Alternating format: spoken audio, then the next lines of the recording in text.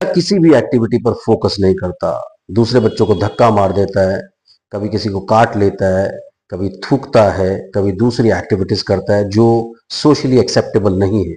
अगर आपके बच्चे के साथ भी ये सारी की सारी प्रॉब्लम्स हैं तो एडीएचडी या वर्चुअल ऑटिज्म ज्यादातर केसेस में देखने में मिलता है कि इन सारे डिसऑर्डर्स में हाइपर एक्टिविटी प्राइम होती है। कई लोग क्लासिकल ऑटिज्म और दूसरी चीजें कहने की कोशिश जरूर करते हैं, लेकिन यहाँ मैं आपको बता दूं कि जिन बच्चों को क्लासिकल ऑटिज्म होता है, ये बहुत बड़ा सिम्टम होता है कि वो ज्यादातर कूल और काम होते हैं, आपसे रिलेट ही नहीं करना चाहते, आपके नजदीक आना ही नहीं चाहते हैं, कॉर्नर में बैठे रहते हैं, उनकी कोई रिक्वायरमेंट्स नहीं होती, ज्यादा आकर के अपने आप को एक्सप्रेस नहीं करते, जनरलाइज डिले भी उनके अंदर होता है।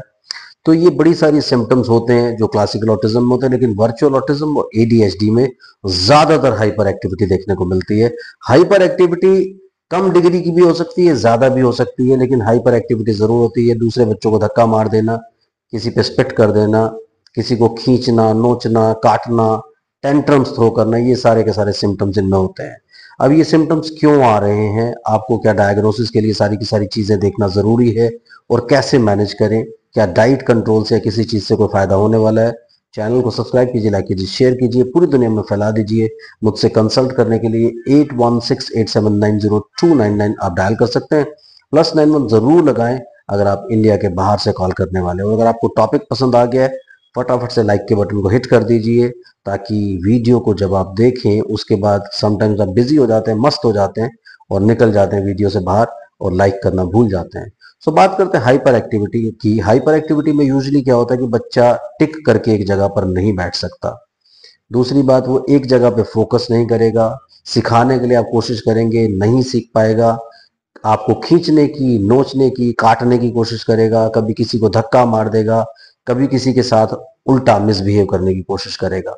बच्चों के बीच में खेलने के लिए जाएगा, सडनली क्या होगा कि उठ जाएगा, बैठ जाएगा, गेम को खराब करेगा या बच्चों को कहीं ना पुश करना शुरू कर देगा, किसी बच्चे को काट लेगा। ये सारी की सारी शिकायतें आपको इन बच्चों के बारे में मिलती रहती है। तो बेसिकली क्या होता है कि ज्यादातर बच्चे जिन्होंने स्क्रीन को बहुत ज्यादा देखा है, सबसे बड़ा रीजन तो यही बनता है।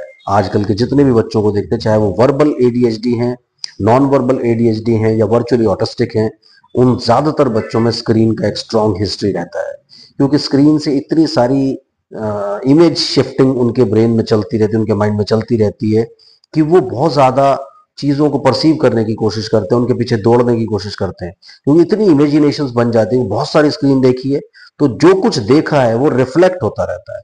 वो रिफ्लेक्ट होने की वजह से ये बच्चे रेस्टलेस रहते हैं, यानी कभी इधर से उधर भागना चाहेंगे, टिक करके नहीं बैठेंगे, कभी अचानक से कुछ वर्ड्स बोलने की कोशिश करेंगे, जिसे आप वर्बल स्टिमिंग का नाम दे सकते हैं, यानी रिपीटेटिव कुछ वर्ड्स बोलते रहेंगे, चलते फिरते, उठते बैठते, क्योंकि वो उनसे जो कैरेक्टर्स या इमेजिनेशन उनके आसपास घूम रही है उनसे कम्युनिकेट करने की कोशिश करते हैं अपनी लैंग्वेज में।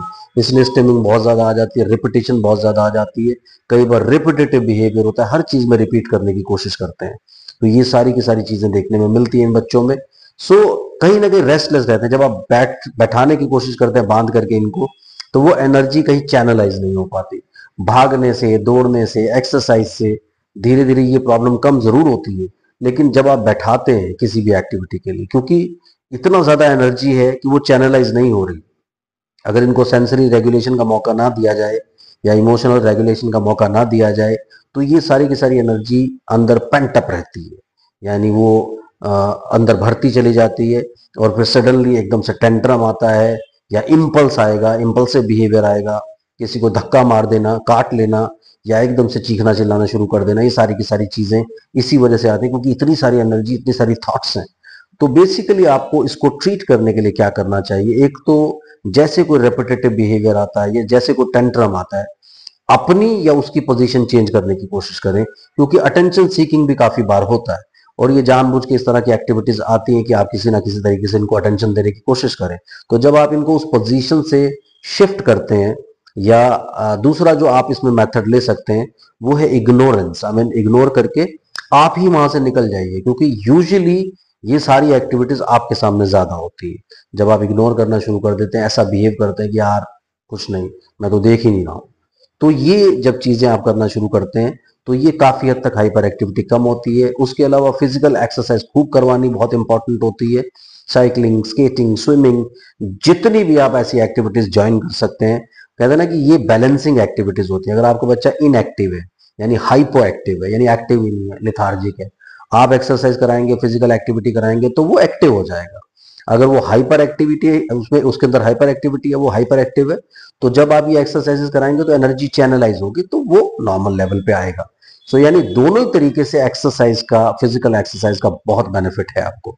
और वैसे भी हमारे कैप्सूल में हमेशा बोलते हैं फॉर्मल एक्टिविटीज, जो आपका थेरेपिस्ट आपको बताएगा। जब आप थेरेपिस्ट से मिलते हैं तो आपको फॉर्मल एक्टिविटीज कुछ बताते हैं जो एक फाउंडेशन तैयार करते हैं। सो वो फाउंडेशन तैयार कर लीजिए, फॉर्मल एक्टिविटीज करते रहिए, कुछ इनफॉर्मल एक्टिविटीज में एंगेज करिए, उसके साथ साथ आप फिजिकल एक्टिविटीज जैसे साइकिलिंग, स्केटिंग, स्विमिंग, रनिंग, ये सब चीजें बताई, इनमें से कुछ ज्वाइन कर सकते हैं। उसके अलावा डांसिंग, डांसिंग एक बहुत अच्छा आंसर हो सकता है, क्योंकि म्यूजिक सुनने का तो शौक इनको होता ही है।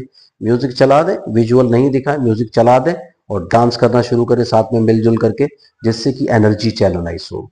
उसके अलावा इनको अपनी दूसरी बातों में आप इन्वॉल्व करने की कोशिश करें। घर पे कुछ भी हो रहा है, सारे चाहे ये समझे नहीं समझे, जानबूझ के इनसे बातें करने की कोशिश कीजिए, ताकि ये जानबूझ के कुछ ना कुछ अपनी एनर्जी को ऐसे भी चैनलाइज करने की कोशिश करें। यानी जितना ज्यादा आप एनर्जी को चैनलाइज करने की कोशिश करेंगे, उतना ज्यादा बेनिफिट आपको हाइपर एक्टिविटी में देखने को जरूर मिलेगा। सो हाइपर एक्टिविटी एक बहुत बड़ी हर्डल होती है आपके बच्चे की डेवलपमेंट में। सो अगर ये सारे के सारे मेथड्स, सारी की सारी प्रोसेस आप फॉलो करेंगे, जो आपको टेक्निक्स बताई गई है, उन टेक्निक्स से आप काफी हद तक घर पे ही काफी सारी चीजों को कंट्रोल कर सकते हैं। उसके अलावा अपने थेरेपिस्ट से आप एक्टिविटीज और एक्सरसाइज जरूर पूछ लें, ताकि आप उनसे भी काफी कुछ कंट्रोल करने की कोशिश करें। सो हाइपर एक्टिविटी एक बहुत बड़ा हर्डल रहता है, इसलिए इस हर्डल को जल्दी से जल्दी दूर करने की आप कोशिश करें। चैनल को सब्सक्राइब करें। अगर आपके मन में कोई टॉपिक होता है जिस पे आप चाहते हैं वीडियो बने, जरूर कमेंट सेक्शन में डाल दें ताकि उस पर आपको वीडियो मिले। Thank you very much. Bye bye.